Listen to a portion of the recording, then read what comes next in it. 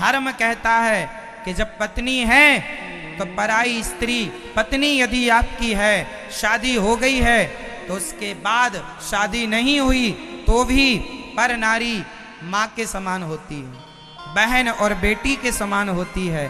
धर्म कहता है पराई नारी माता है या बहन है या बेटी, आपसे बड़ी है तो माता, बराबर की है तो बहन, छोटी है तो बेटी, ये धर्म कहता है। राम जी ने जंगल में से धर्म का पालन किया था सूप नखा के साथ। और रावण को पता नहीं था कि धर्म क्या कहता है? रावण बहुत बड़ा जानकार था, धर्म का जानता था कि पराई नारी मां के तुल्य होती है। जानता था रावण कि पराई नारी का स्पर्श करना पाप है, जानता तो था, ज्ञानी तो था, पर मानता नहीं था। जैसे आप लोग जानते तो हैं, मानते नहीं।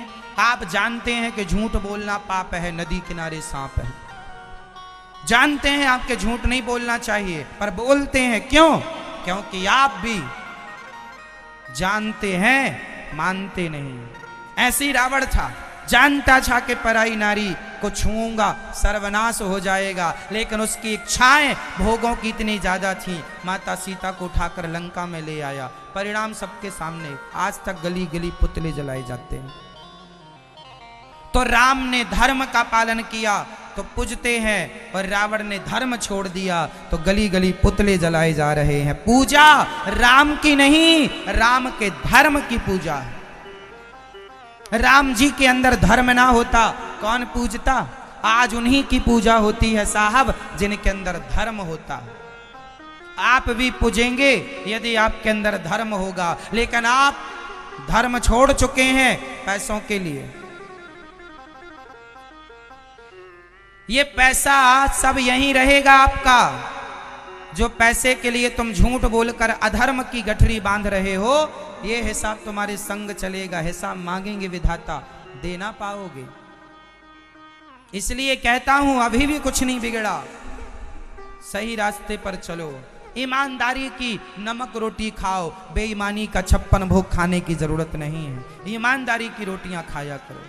माना कि मेरी सच बोलने से दुकान कम चलेगी तो कम चलेगी, पर सत्य बोलूंगा। और सही में व्यवस्थित रूप से आप चलाओ, सत्य के रास्ते पर चलने वाला दुखी नहीं है साहब। मानसिकता बना ली है कि सच बोलने से चलेगा, सच बोलने से और ज्यादा चलेगा। तुम्हें विश्वास नहीं है तो हम क्या करें? जब झूठ में तुम्हें विश्वास हो गया है तो अब तुम्हारी बुद्धि खराब हो गई है तो हम क्या करें? तुम्हें झूठ पर विश्वास है, सच पर विश्वास नहीं। क्या करें हम? कितना समझाएं? सुनते आप सब हो, जानते आप सब हो। अरे हमारे समझाने की आपको जरूरत नहीं है, जितना ज्ञान आपके पास ऑलरेडी मौजूद है उसी पर चल लो तो नैया पार हो जाएगी सबकी, कि कोई एक्स्ट्रा ज्ञान की जरूरत ही नहीं। लेकिन नहीं, हम ज्ञान तो बहुत बघार लेते हैं, बड़े बड़े ज्ञान की बातें औरों को। जब पड़ोसी मरता है तो आप लोग समझाने जाते हैं मत रो, ये तो आना जाना है, भगवान की लीला है, सबको मरना है। जब आप दूसरों के घर जाते हैं बड़े ज्ञान की बातें समझाते हैं, मत रोया करो, सबको ही मर जाना है। लेकिन आपके घर जब कोई मरता है तो आप माथा पीट पीट के रोते हैं। कहाँ चला गया वो ज्ञान जिस ज्ञान से आपने कल दूसरों को समझाया था? आप अब अपने आप को क्यों नहीं समझा रहे? मतलब यही है कि आपका ज्ञान केवल रट्टू तोता है। आप सिर्फ रट्टू तोता है। आपके पास ज्ञान है, आपको मैं जानता हूं। जब कोई मर जाता है ना तो आप लोग समझाने जाते हैं और आप बहुत बढ़िया समझाते हैं उसको, मत रो, क्या होगा, जिसकी जितनी आयु थी उतनी भोगा चला गया। तुम्हें भी मरना है, हमें भी। इस संसार में कोई रहा है क्या? ऐसा ज्ञान आप लोग देते हैं। बोलो हाँ या ना? मैया आप जाती हो ना पड़ोसन को समझाने, जब पड़ोसन के यहाँ कोई मरता है खूब समझाती हैं हमारी माताएं। लेकिन जब खुद के घर में कोई मर जाए और ऐसे ऐसे रोती हैं, फिर ऐसे ऐसे रोती हैं, माथा पीट पीट के। देखो इनको, ये वही लोग हैं जो 4 दिन पहले पड़ोसन को समझाने गए थे कि मत रो, और देखो आज खुद रो रहे हो। मतलब ज्ञान है केवल दूसरों के लिए, खुद के लिए कुछ नहीं। काश ये ज्ञान आपका खुद के लिए होता तो आज आपकी इतनी बड़ी दुर्गति ना होती। ज्ञान की ना कमी थी, ना कमी है, ना कभी कमी होगी। बस जानने वालों की कमी नहीं है, मानने वालों की कमी है। सब लोग जानते हैं कि माता पिता भगवान होते हैं, कौन नहीं जानता, पर मानता कौन है? भगवान। शादी होती है, लुगाई को लेके चला जाता, बूढ़ी मां अपना बना के खाती रहती है। जानता तो था, माना कब? शादी हुई, पत्नी को लेके चला गया, बूढ़ी मां को गिलास भर पानी देने वाला, अब बुढ़ापे में कोई नहीं। बेटा को मां बोलती है, बेटा कुछ दिन आओ हमारे साथ रहो, या फिर हमें बुला लो। तो बेटा, माँ जहां हम रहते हैं ना वो कमरा छोटा है, थोड़ा भी यहाँ पर तुम सेटल नहीं हो पाओगी, तुम वहीं रहो। खुद की पत्नी के लिए कमरा छोटा नहीं उसको रखता है, माँ के लिए छोटा पड़ गया। और तुम माँ को कमरे में क्या रखोगे? माँ ने तुम्हें पेट में रखा था, तब माँ ने नहीं कहा था कि मेरा पेट छोटा हो रहा है। नहीं जी, माँ ने तुम्हारे लिए अपना पेट बड़ा कर लिया था कि पेट छोटा है, बच्चा आया है, बड़ा कर लिया, बड़ा हो गया पेट। पेट फड़वाया तुम्हारे लिए, डॉक्टर ने कहा ऑपरेशन करना पड़ेगा, नहीं तो बच्चे को संभावना नहीं है बचाने की, पेट फाड़ना पड़ेगा। माँ सहर्ष तैयार हो जाती है, पेट फाड़ दो पर बच्चे को जीवित निकालो। माँ से कहा जाए कि तुम मरने वाली हो, अब दो में से एक ही बचेगा, या तुम्हारा बच्चा बचेगा या तुम बचोगी, या जच्चा बचेगा या बच्चा बचेगा। जच्चा मीन्स गर्भवती माँ और बच्चा मीन्स गर्भ का बच्चा, जच्चा बच्चा। डॉक्टर बोले कि जच्चा बच्चा में एक ही बचेगा, दोनों में से बताओ किसको बचाएं। शायद पति से पूछे तो पति तो यही कहेगा पत्नी को बचाओ, पर माँ से पूछा जाए तुम बताओ कि तुम्हारे बच्चे को बचा लूं कि तुम्हें बचा लूं, तो शायद माँ यही कहेगी कि मुझे जाने दो, मेरे बच्चे को आने दो, मुझे जाने दो। एक माँ है जो बच्चों के लिए मरना भी पसंद करती है, लेकिन वही बच्चे जानते हैं कि ये भगवान है, लेकिन मानता कौन है? जानता सब है। इसलिए ज्ञान की कमी नहीं है किसी के पास। सबको पता है शराब पीना गलत है। शराबी से पूछ लो क्यों भाई सही कर रहे हो, उसकी आत्मा कहेगी गलत कर रहा हूं, मैं गलत कर रहा हूं, मैं शराब नहीं पीना चाहता, गलत है ये, फिर भी पी रहा है, जानता है, मानता नहीं। मांस खाने वालों से पूछो क्यों तुम सही कर रहे हो, नहीं जी गलत है, फिर क्यों नहीं मानते? क्या करूं, जीभ चिकनी हो गई है, मांस खाने की आदी हो गई है। जानता है, मानता नहीं। इसलिए अब मुझे ये बताओ कि धर्म का पालन करेगा कौन? आप लोगों ने हाथ खड़ा कर लिया, नहीं जी हमसे नहीं होगा धर्म का पालन, हमसे नहीं बोला जाएगा सत्य। जब तुम धर्म का पालन नहीं करोगे, तुम सत्य नहीं बोलोगे, तो फिर मुझे ये बताओ कि सत्य बोलेगा कौन और धर्म का पालन करेगा कौन? कहां से लाऊं मैं धर्मात्माओं को? पाकिस्तान से उठा कर ले आऊं? कहां से लाऊं? धर्म का पालन तुम्हें करना पड़ेगा, और जब तुम धर्म का आचरण करोगे तब जाकर जीवन में सुख मिलेगा। आज का आदमी चिल्लाता है हम बड़े दुखी हैं, बड़े दुखी हैं। क्यों? क्योंकि तुम्हारे जीवन में धर्म नहीं है। जिसके जीवन में धर्म है साहब, वो बहुत सुखी है, बहुत। उसके पास कुछ नहीं है तो भी सुखी है। घास की झोपड़ी में रहने वाला धर्म से जुड़ा है तो सुखी है, और अधर्मी सोने की लंका में क्यों ना हो, बड़ा कष्ट पा रहा, बड़ा दुखी। तो सुख पैसे से नहीं, सुख धर्म से आता है। सुख पैसों से नहीं, सुख तो धर्म से आता है। राम जी के पिता दशरथ जी अयोध्या के राजा थे, और अयोध्या के राजा के गुरु राजगुरु वशिष्ठ जी जंगल में घास की झोपड़ी में रहते थे। हाँ या ना? राजा दशरथ जी के पास क्या कमी थी? क्या वशिष्ठ जी के लिए बड़ा आश्रम नहीं बना सकते थे? बड़े महल नहीं दे सकते थे? सब दे सकते थे। कहा भी था ले लो। वशिष्ठ जी ने कहा हम ब्राह्मण हैं, हम ही धर्म भूल जाएंगे, हम ही सुख चैन में अपना धर्म भूल जाएंगे, तो फिर धर्म का पालन करेगा कौन? इसलिए हमें जंगल में धर्म का पालन करने दो।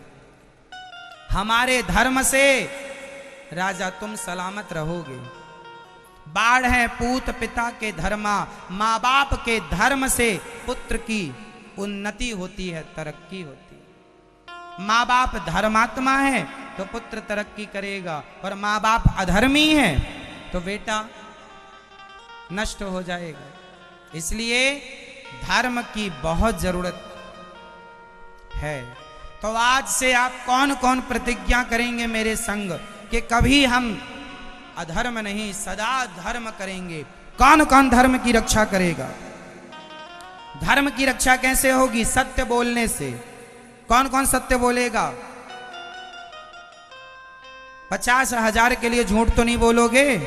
1 लाख के लिए, 2 लाख के लिए, 5 लाख के लिए? करोड़ों मिल जाएं साहब तो करोड़ छोड़ देना, धर्म ना छोड़ना। दानवीर कर्ण का नाम तो सुना होगा। दानवीर कर्ण के पास इंद्र आए थे भिखारी बनकर, कहा था अपने कवच कुंडल हमें दान कर दो। कहा था अपने कवच और कुंडल।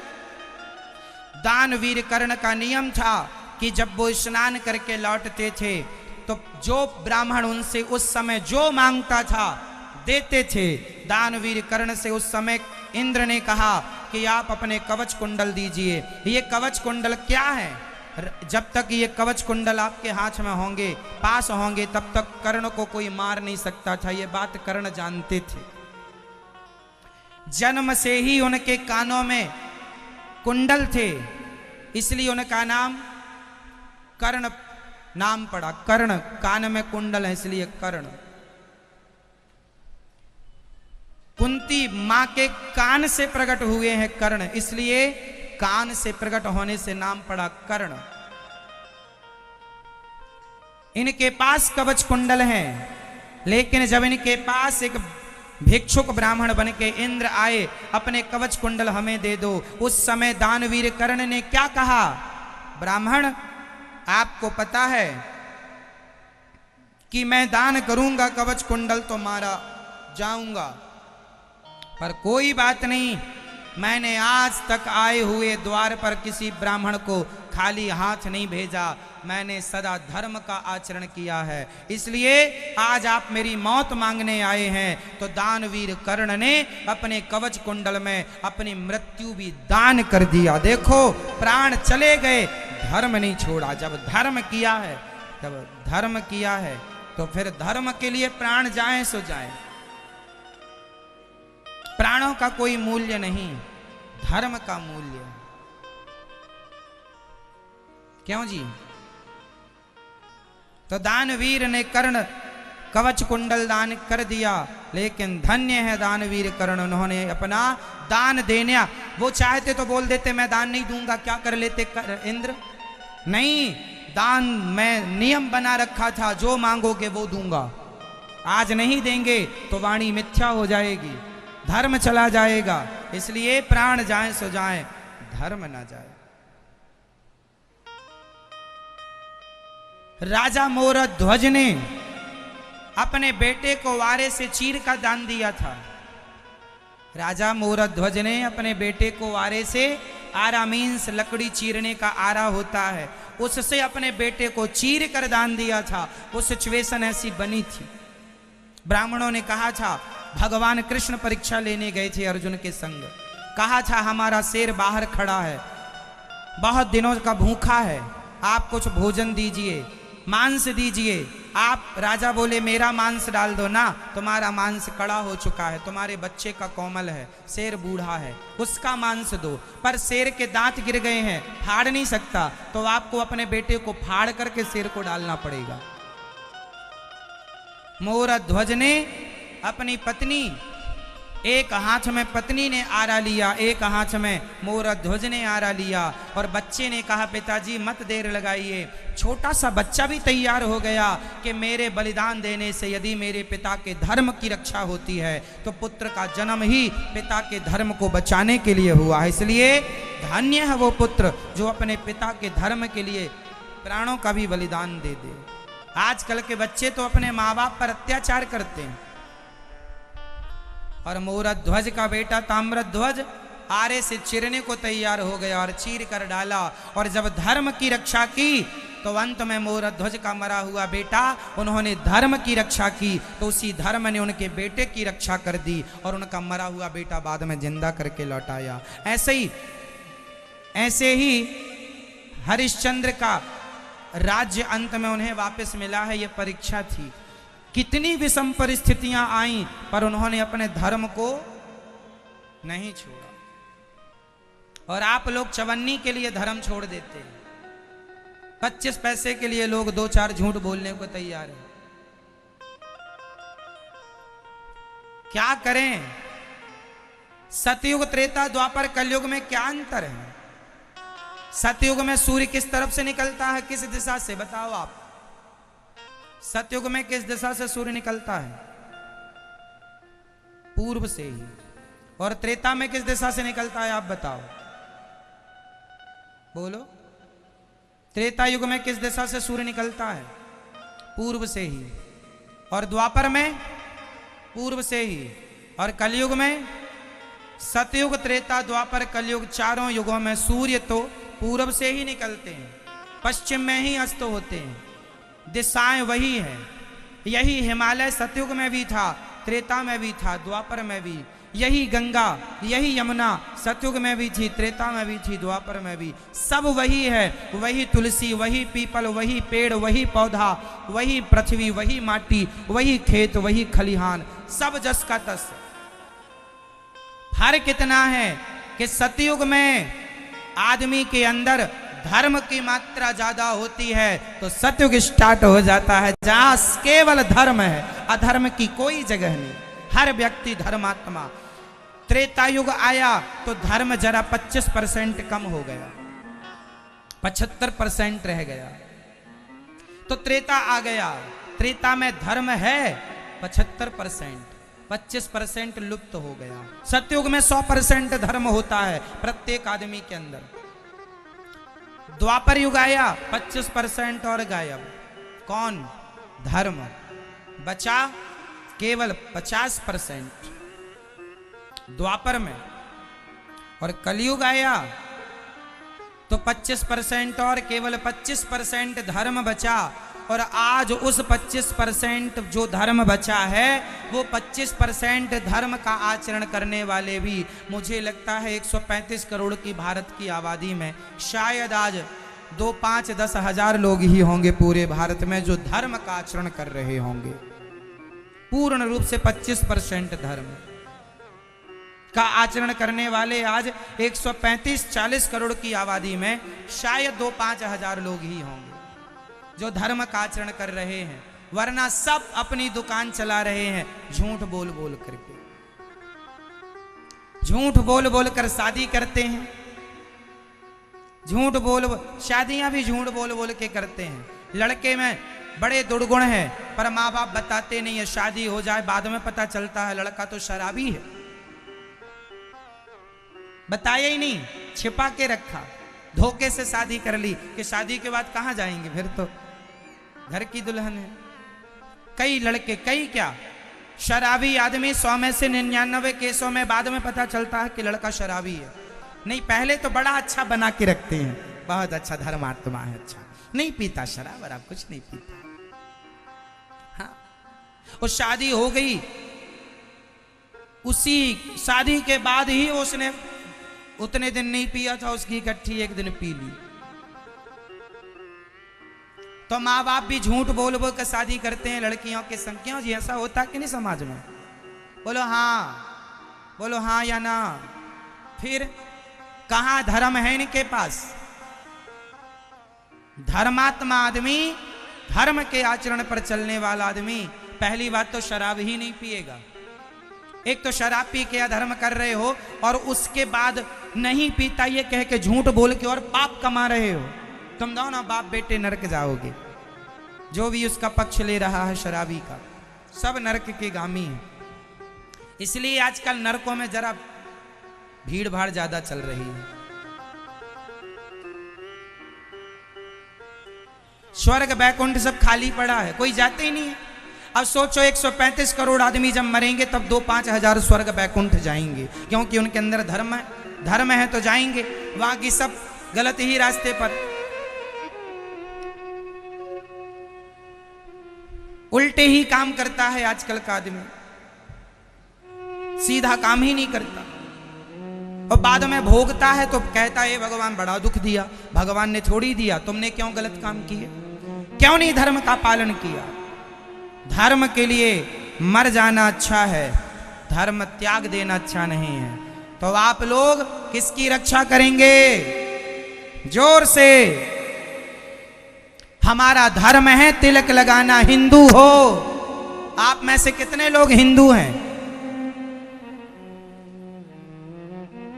हो, आप नहीं हैं? हैं? तिलक लगाओ। हिंदुओं का धर्म है तिलक लगाना। धोती कुर्ता पहना करो, हफ्ते में एक दिन संडे के संडे। आपने तिलक लगाना छोड़ दिया, शर्म आती है आपको। मुसलमान को कभी शर्म नहीं आती टोपी पहनने में, लेकिन हिंदुओं को शर्म आती है तिलक लगाने में, धोती पहनने में, चोटी रखने में, राम राम बोलने में, जय श्रीमन नारायण बोलने में। गुड मॉर्निंग गुड आफ्टरनून चालू कर दिया है आप लोगों ने। सबसे बड़े सनातन धर्म के ह्रास का सबसे बड़ा कारण हम लोग ही तो हैं। अपने धर्म का पालन आप करते ही नहीं है। ना तो आपको सत्य बोलना, ना दया बची है, ना तिलक वंदन बचा, कुछ नहीं। केवल फैशन, केवल फैशन। मुसलमान कभी मुसलमानों को देखकर नहीं हंसता कि तुमने टोपी क्यों लगाई है, लेकिन हिंदू तिलक लगाए तो पड़ोसी हंसते हैं। अरे तिलक लगाए तो कह दिया करो हाँ हमने तिलक लगाया है।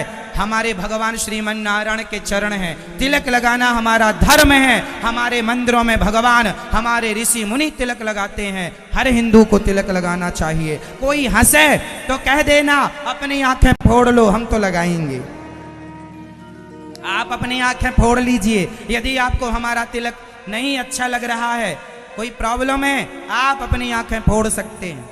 जवाब दिया करो। नहीं देते तो लोग छाती पर नाचते हैं, छाती पर चढ़ते हैं। तो आप तिलक लगाएंगे कौन कौन? तिलक लगाया करो। पत्नी पति ना हो तो भी तिलक लगाना चाहिए, सबको लगाना चाहिए, लड़का लड़की छोटा बड़ा सब। धोती कुर्ता पहना करो। एक दिन संडे के संडे भारतीय पहनावा यही। आपके दादाजी नाना जी पहनते थे कि नहीं, वैसे ही आप भी पहनो। आने वाली पीढ़ी आपको ही देखेगी। आप ही नहीं आचरण करेंगे तो सीखेगी क्या? लेकिन शर्म खाए जा रही है।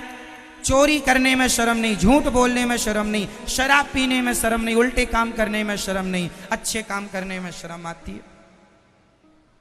आजकल महिलाएं माथे पर तिलक लगा लें और गले में तुलसी की माला पहन लें तो पड़ोसन कहती है बड़ी मीरा बन रही है। तो कह दिया करो हाँ हम मीरा बन रही हैं। आपको कोई आपत्ति तो आप सूपनखा बन जाओ, हमें क्या दिक्कत है। तुम सूपनखा बन जाओ, तुम चूल्हे में जाओ, हमें क्या करना। पर हम जो आचरण कर रहे हैं वो सही। लोगों के मुंह में बोलना सीखिए आप लोग।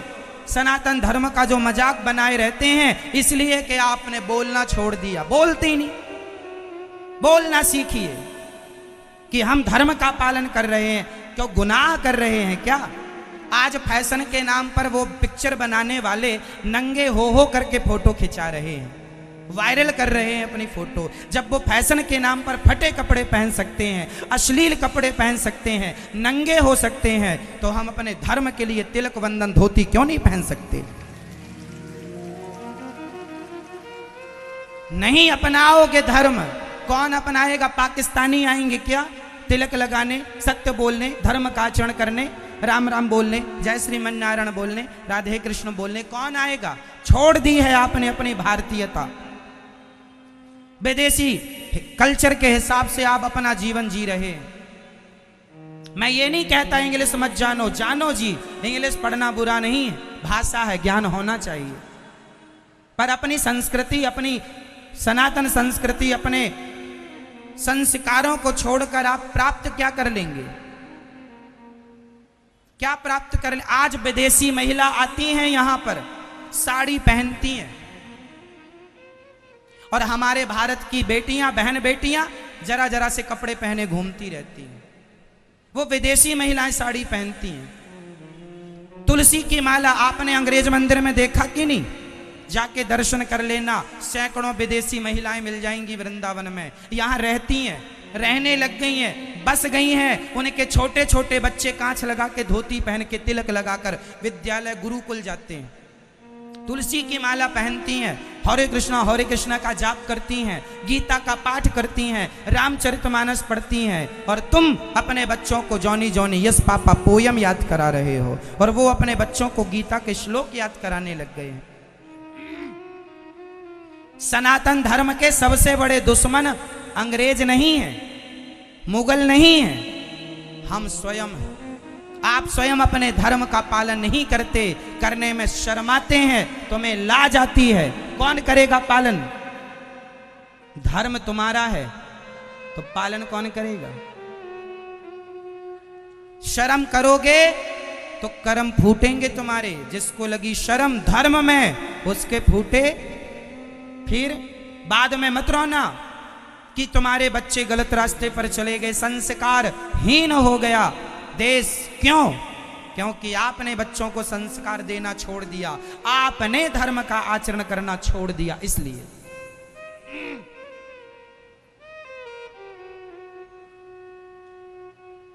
बूढ़ों ने भी पैंट शर्ट पहनना शुरू कर दिया, ये नहीं कि धोती कुर्ता पहना करे कांच लगाकर। बच्चों को भी एक दिन संडे के संडे तो पहनाओ भारतीय कपड़ा। बस एक आदमी दो आदमी, एक दो ने ठेका नहीं ले रखा। अरे हम सभी हिंदुओं का, हम सभी भारतीयों का धर्म है। हम अपनी संस्कृति को चाहें तो जिंदा रखें, और हम चाहें तो अपनी संस्कृति को मार डालें। तो आज तो मर ही रही है संस्कृति। आप लोग गला दबाने के लिए तैयार हैं, राम राम कहने में भी शर्म आ रही है। यही तो मर रही है संस्कृति। आज आप लोगों ने आंटी अंकल बोलना शुरू कर दिया। कहां गई वो मौसी, कहां गई वो बुआ, कहां गई वो चाची, सब खत्म हो गया। बस एक रह गया, आंटी। हाँ, भारतीय हो, थोड़ा भारतीय टाइप के रहा करो। इंग्लिश ना झाड़ा करो ज्यादा, हर जगह अच्छी नहीं लगती। अपनी भारतीय भाषा सबसे अच्छी है, हिंदी। आपकी मराठी अच्छी है, गुजराती अच्छी है, जो हमारी प्राचीन भाषाएं हैं। आपके हर राज्य की अलग अलग भाषा होती है, उस भाषा में आप बात किया करें। पंजाबी है, हरियाणवी है, राजस्थानी है, इत्यादि, गुजराती है, बहुत सारी भाषाएं हमारे, तमिल, मलयालम, कन्नड़, सब हमारी भाषाएं, भारतीय भाषाएं, जिनमें हिंदी का ज्ञान आपको होना चाहिए। कुल मिलाकर आप लोगों को भारतीय होना है। आप रहते भारत में हैं, पर भारतीय संस्कार तो है नहीं। इसलिए हमारा देश जिस स्थान पर था, विश्व गुरु था हमारा देश, आज भी है, आगे भी रहेगा। बस आपके जागने की देर है। समझ जरा आ जाए, आपको अक्ल आ जाए बस।